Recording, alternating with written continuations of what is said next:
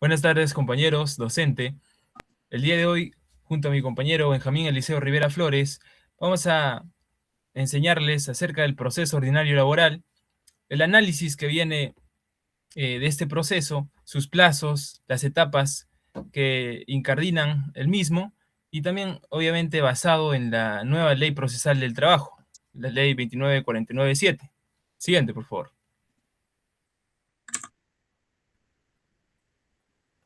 Bien. Partimos desde su concepto. ¿Qué es el proceso ordinario laboral?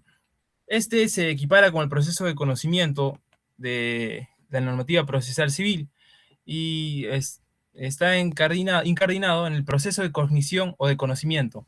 ¿Qué significa esto? Pues tiene un carácter complejo, tiene sus etapas, sus procedimientos que deben seguirse de acuerdo a la ley y también a los principios propios del derecho procesal laboral, que evidentemente tiene principios propios como el carácter tuitivo respecto al trabajador y como ya hemos estudiado antes también, esa equivalencia que debe hacer el Estado frente al poder económico del empleador, otorgándole esas prerrogativas jurídicas al trabajador, ¿no? Y esto data de años atrás, ¿no? De inconstantes luchas.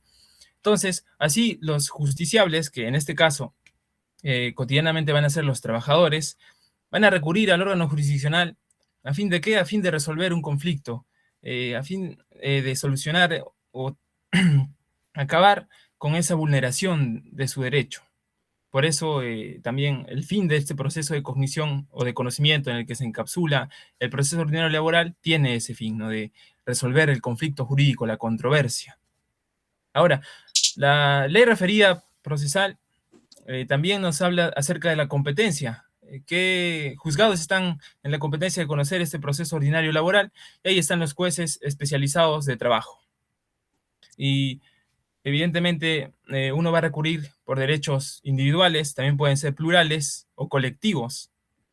Y acá también entra a tallar evidentemente las organizaciones laborales, los sindicatos. Siguiente. Ahora, ya pasando de lleno a lo que viene a ser el proceso ordinario laboral en la ley, específicamente a tenor del artículo 42 de la referida ley, en donde habla que a raíz de una demanda que se presenta, evidentemente en el ámbito laboral, pues el juez va a evaluarla, va a hacer un filtro de admisibilidad y luego, si es que pasa ese filtro la demanda, se va a remitir el emplazamiento debidamente. Y es así que el artículo 42 hace referencia y en una interpretación sistemática a que el juez evalúa los requisitos procesales de la demanda a fin de verificar su validez. Y es así que si es que advierte algún defecto procesal, pues va a dar el plazo de 5 días hábiles, así lo estipula la ley, para que pueda subsanar el demandante, el accionante, y luego se pueda validar la relación procesal y posteriormente darse las otras etapas, porque es un lineamiento, es un orden, ¿no? No podemos adelantarnos a lo que está establecido.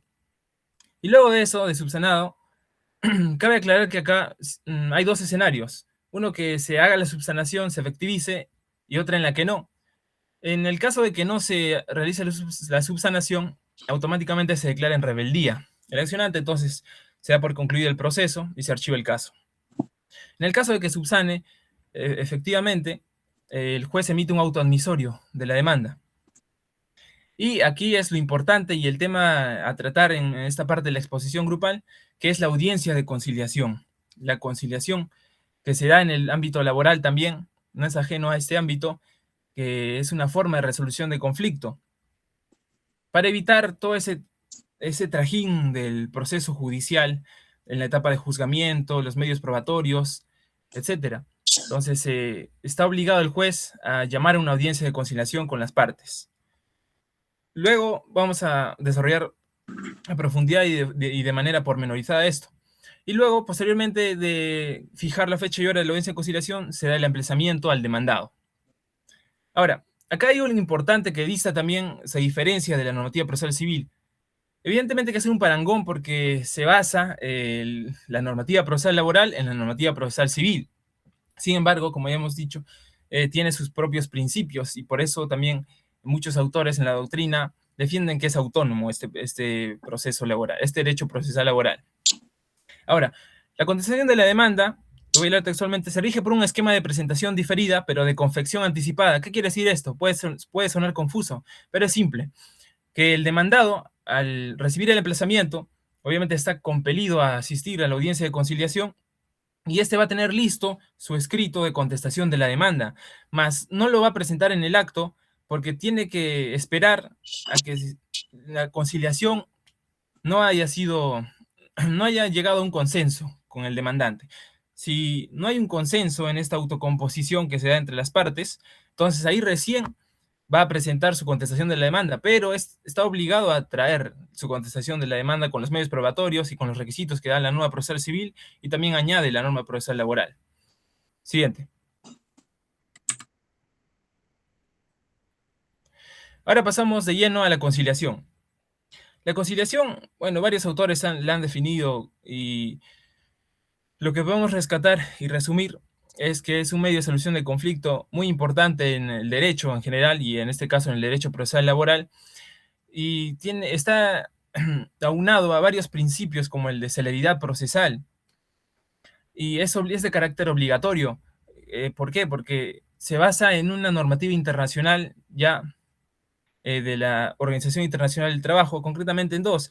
En la Cuarta Conferencia de los Estados de América, miembros del OIT, en Montevideo, en donde establece la importancia de la conciliación y el deber de los estados para darle a los justiciables los mecanismos necesarios, por ejemplo, en el caso de los centros de conciliación, para que estos puedan conciliar.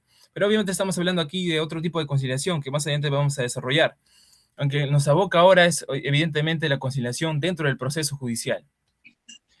Y también está la recomendación 92, que habla, también realza la importancia que tiene la conciliación en los que son los Estados miembros de la Organización Internacional del Trabajo.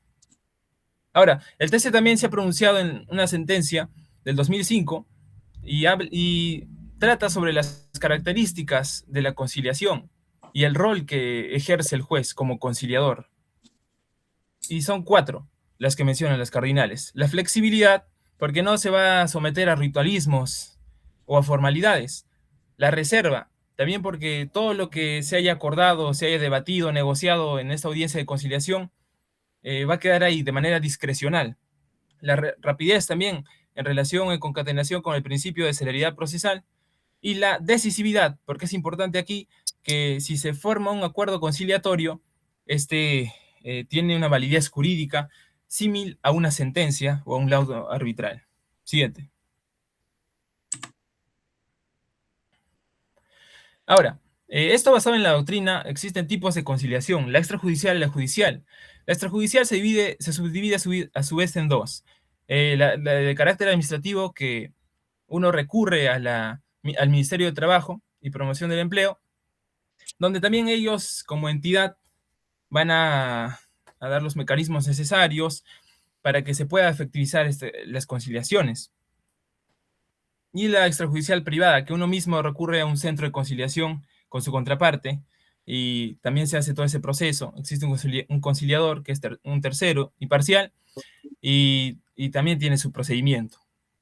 Que evidentemente esto, si es que se presenta ante un juzgado dentro de un proceso laboral, tiene validez, si es que se ha realizado correctamente. Y la judicial, que es la que nos compete y es de la que estamos hablando ahora y de la que refiere la nueva Ley Procesal del Trabajo. La ley lo regula y tiene dos dimensiones, una que se presenta dentro del proceso y que narra el artículo 42 y otra que se puede dar en cualquier momento antes de emitir sentencia con calidad de cosa juzgada. Eso también es una potestad, una facultad de las partes. Si desean conciliar ambos y están de acuerdo, forman un consenso y evidentemente bajo documento escrito le presentan al juez y también puede finiquitar el proceso. Siguiente. Ahora, pasamos al otro artículo, al que le sigue, al 43, sobre la audiencia de conciliación propiamente dicha ya en la nueva Ley Procesal del Trabajo. Tiene 3 incisos, como podemos ver ahí. La primera es la acreditación de las partes. Se deben acreditar debidamente para tener validez los actos procesales que realicen en la audiencia, junto con sus abogados, la defensa profesional, y si es que tienen algún apoderado o representante, también tienen que estar debidamente acreditados. Ahora, acá se presentan escenarios también cuando inconcurren las partes. ¿Qué pasa si el demandante no, no asiste a la audiencia de conciliación? Entonces, está en la potestad del demandado de presentar su escrito de contestación de la demanda y luego ya se da trámite a la audiencia. O también que si es que el demandado decide no hacerlo, se da por concluida la audiencia de conciliación. Ahora, si es que el demandado falta, pues se le declara en rebeldía automáticamente de manera expresa y, y en este caso, su silencio, porque también si no se pronuncia el demandado, porque evidentemente no ha asistido, entonces existe una presunción de veracidad de lo que alega el demandante. Ahora, en el inciso 2 habla del rol conductor del magistrado. Esto es importante porque él no es pasivo en esto. O sea, no es que convoque la audiencia de conciliación y luego se quede como un objeto inerte, sino que tiene la potestad de establecer soluciones para ambas partes y que también las partes puedan evaluar esta solución que ha planteado el juez y tal vez acogerse a él, a esta solución que ha planteado el magistrado. Entonces es un papel activo, como lo vemos, proactivo. Y también se da la flexibilidad del debate y el efecto de cosa juzgada, ¿no? Si se da la conciliación, se da un consenso, pues tiene esa calidad de cosa juzgada, como ya he dicho, ¿no? Similar a la sentencia o al laudo arbitral. Luego, si es que se da un consenso, pero de manera parcial, o directamente no se da, o sea, no procede la conciliación, entonces el juez debe fijar los puntos controvertidos y luego fijar fecha para la audiencia de juzgamiento. Esto está establecido en el inciso 3 del artículo que está mencionando. Y ahí ya, evidentemente, ya pasamos a otra etapa, ¿no? Cuando ya no se ha logrado la conciliación. Siguiente.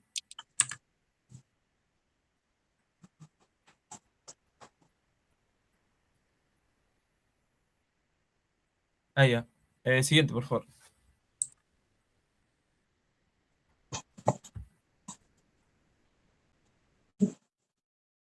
Bien, continuando con la exposición, ahora me toca abordar a mí lo que vienen a ser los principios del juzgamiento.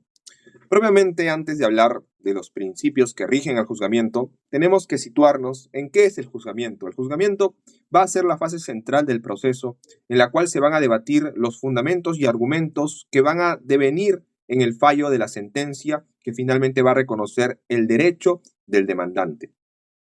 En este marco, los principios que rigen al juzgamiento tienen que remitirse a dos aspectos en particular. Primero, en lo relativo a los derechos fundamentales, los cuales se encuentran consagrados en la Constitución Política del Perú en el artículo 139, donde se establecen los principios de la administración de justicia. Y propiamente en el inciso número 3 se hace referencia a la tutela jurisdiccional efectiva y también al debido proceso. En este marco, tenemos que entender que la tutela jurisdiccional efectiva tiene tres dimensiones, según el autor César Ernesto Luperdi Gamboa, donde señala que tiene, primero, el aspecto referido al acceso a la justicia. En segundo lugar, el aspecto referido al debido proceso. Y en tercer lugar, lo referido a la eficacia de las resoluciones judiciales. Dentro del marco del juzgamiento tenemos que abordar entonces lo referido al debido proceso, porque son las garantías mínimas las cuales se encuentran establecidas para poder otorgar seguridad jurídica a los justiciables. En segundo punto tenemos los principios relativos al título preliminar de la nueva Ley Procesal del Trabajo, en la cual se encuentran en el artículo primero la inmediación, la oralidad, la concentración, la celeridad, la economía procesal y la veracidad, las cuales van a discurrir no solamente en el proceso en general, sino también propiamente en el juzgamiento. En el segundo articulado tenemos el evitar la desigualdad de las partes como rol que va a tener que ejercer el juez al momento de dirigir el proceso. ¿Y cómo va a lograr esto? Bueno, a través de preponderar el fondo por encima de la forma, a través de interpretar en favor de la continuidad del proceso todo lo referido a que no existan conductas dilatorias dentro del mismo, a poder garantizar la tutela jurisdiccional efectiva, la cual mencionamos previamente, a poder utilizar el principio de razonabilidad, el cual va a determinar que cuando el juez se encuentre en un limbo jurídico, este pueda pormenorizar la situación y elegir la decisión más conveniente para lograr los objetivos del proceso, que es dirimir finalmente una controversia jurídica derivada de una relación laboral. Asimismo, el juez se encuentra dotado del principio de impulso de oficio y, consecuentemente, tiene como labor el impedir y sancionar las inconductas las cuales contravienen la buena fe, la lealtad procesal y propiamente la probidad. Finalmente, en lo referido al artículo 4, también tenemos el rol que tiene el juez de impartir justicia no con arreglo a lo que piense él, sino con arreglo a lo que determina la Constitución Política del Perú, los tratados internacionales de derechos humanos y la ley. Ahora sí, pasemos de lleno a lo que son de manera específica las etapas del juzgamiento. Iniciaremos con la acreditación de las partes. ¿Y qué es lo que nos dice el artículo 44 sobre esta etapa? Nos dice lo siguiente: la audiencia del juzgamiento se inicia con la acreditación de las partes o apoderados y sus abogados. Entendemos que la acreditación va a ser la confirmación de que las partes que han iniciado el proceso o que contestaron la demanda son las mismas que van a estar dentro de la audiencia. ¿Y cómo se acredita esto? ¿Cómo se comprueba? Bueno, a través de la exposición de los datos personales. Asimismo, también el articulado contempla el supuesto en el cual las partes no concurren al proceso. Y cuando ambas partes inasisten a la audiencia, entonces el juez declara la conclusión del proceso, siempre y cuando no hayan propuesto en 30 días naturales ninguna de las partes que se reprograme la audiencia en una nueva fecha.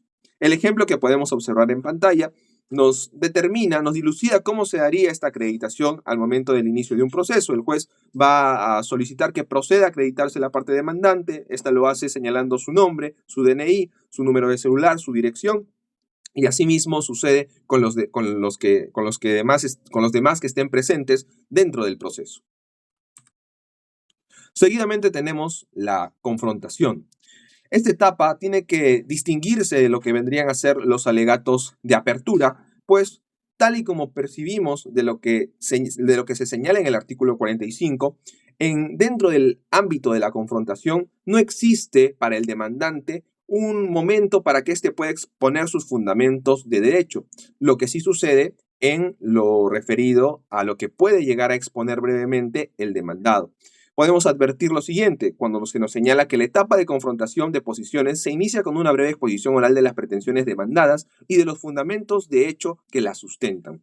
Luego, para el demandado, este hace una breve exposición oral de los hechos que, por razones procesales, es decir, cuestiones previas o excepciones, o de fondo, contradicen a la demanda. Es necesario recalcar y aclarar que la confrontación se distingue de los alegatos por la ausencia de los fundamentos de derecho, específicamente en la parte demandada. Y todo esto, ¿qué fin tiene? Tiene el fin de poder otorgarle al juez un mapeo completo del contexto en el que se ubica la controversia jurídica.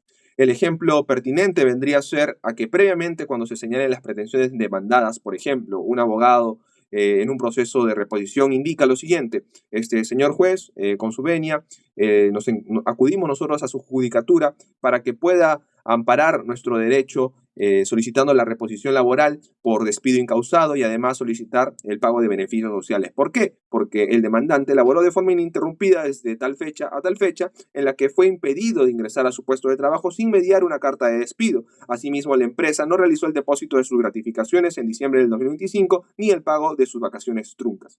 Desde este ejemplo, brevemente podemos advertir que así es como se debe dar eficazmente una confrontación adecuada por parte del demandante. De la misma manera, el demandado tiene que responder de acuerdo a las razones y fundamentos que sustenten su contradicción.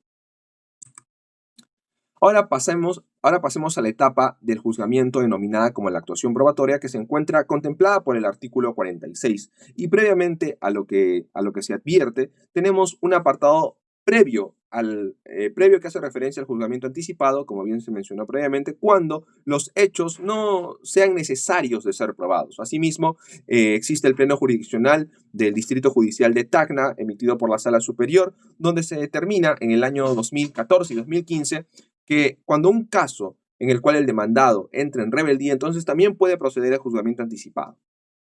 Bien, el artículo 46 nos determina lo siguiente. En el inciso 1 el juez va a enunciar cuáles son los hechos que no requieren actuación probatoria y probablemente se señalan 4 supuestos. Los hechos admitidos, es decir, aquellos hechos que no tienen controversia alguna, o también aquellos hechos que no han sido contradichos en la contestación de la demanda. También tenemos los hechos presumidos por ley, que hacen referencia a aquellos hechos en los cuales la ley es quien presume el hecho que se pretende acreditar. Por lo tanto, sería innecesario. Un ejemplo claro es lo establecido en el artículo 23, inciso 2, donde se determina que si una vez se acredita la relación laboral, entonces se presume que ésta es de naturaleza indeterminada. Luego tenemos los hechos reconocidos en resoluciones judiciales con calidad de cosa juzgada, puesto que estos hechos ya han pasado por toda una etapa probatoria, por una etapa de juzgamiento y por una sentencia, la cual ha determinado el grado de credibilidad que tienen estos hechos y además con calidad de cosa juzgada. Y por último tenemos los hechos notorios, los cuales hacen referencia a aquellos hechos que son de conocimiento público y que es innecesario el estar probándolos. En este sentido, todo este inciso responde a la celeridad y la economía procesal. Además, la segunda oración del articulado nos hace referencia a que también el juez tiene que admitir o enunciar qué medios, según lo que consideren las partes, qué medios son irrelevantes o impertinentes a el caso concreto. Bueno, seguidamente tenemos en el inciso número 2 la subetapa que corresponde a la admisión de los medios probatorios, donde el juez enuncia cuáles van a ser las pruebas admitidas respecto a los hechos necesitados de una actuación probatoria. Seguidamente, una vez sean admitidos estos medios probatorios, las partes pueden interponer las cuestiones probatorias referidas a la tacha y la oposición, donde el juez va a decidir si es que dispone su admisión o no lo hace. La tacha, como sabemos, referida a la cuestión del medio probatorio, tanto en su forma como en su fondo, y la oposición referida al cuestionamiento de las diligencias que van a tener carácter probatorio, como por ejemplo vendría a ser la exhibición de documentos o una diligencia pericial. Seguidamente, en el inciso número 4 se habla acerca del juramento. Este inciso va a otorgarle una dimensión ética al proceso, donde el juez va a tomar el juramento conjunto a todos los que vayan a participar en esa etapa, refiriéndonos en específico a aquellos que van a ser objeto de valoración probatoria. Luego, en el inciso número 5 se va a determinar la prelación de cómo se va a dar la actuación de la actuación probatoria dentro de la etapa del juzgamiento. Vamos a iniciar con la presentación de los elementos probatorios de la parte demandante para luego seguir con la parte demandada. ¿En qué orden van a presentar sus elementos probatorios? Iniciamos con la declaración de parte, para posteriormente pasar con los testigos, con la pericia, el reconocimiento y finalmente con la exhibición de documentos. Asimismo, si es que se advierte que es necesaria una inspección judicial, entonces se va a suspender la audiencia. Al concluir esta inspección judicial, que tiene que ser debidamente perennizada, entonces en los 5 días hábiles siguientes se va a determinar la fecha para los alegatos y la sentencia. ¿Cómo concluye la actuación probatoria? Bueno, el inciso 6 nos determina la forma en cómo concluye. La ley determina que esta va a concluir en el día que se ha programado, a menos que la actuación no se hubiera agotado en ese mismo día. Entonces, ¿qué sucede cuando esta no se ha agotado? Bueno, la audiencia va a continuar dentro de los 5 días hábiles que va a señalar el magistrado. Bueno, y para poder culminar con las etapas específicas del juzgamiento, tenemos ahora sí los alegatos, los cuales, como ya hemos mencionado previamente, se distinguen de la confrontación.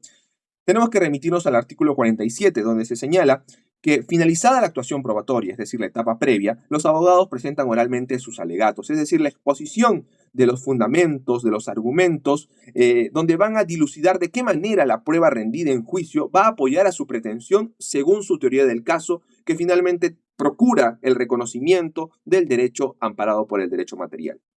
Y por último tenemos la sentencia. La sentencia se advierte que va a emitirse de forma inmediata en un lapso no mayor de 60 minutos, hablando específicamente de lo referido al fallo de la sentencia. Luego se va a señalar el día y la hora dentro de los 5 días hábiles para la notificación de la sentencia. Ahora bien, excepcionalmente cuando el caso se revista de complejidad, entonces el magistrado puede diferir el fallo en los 5 días siguientes, informando además que estos comparezcan para la emisión de la sentencia.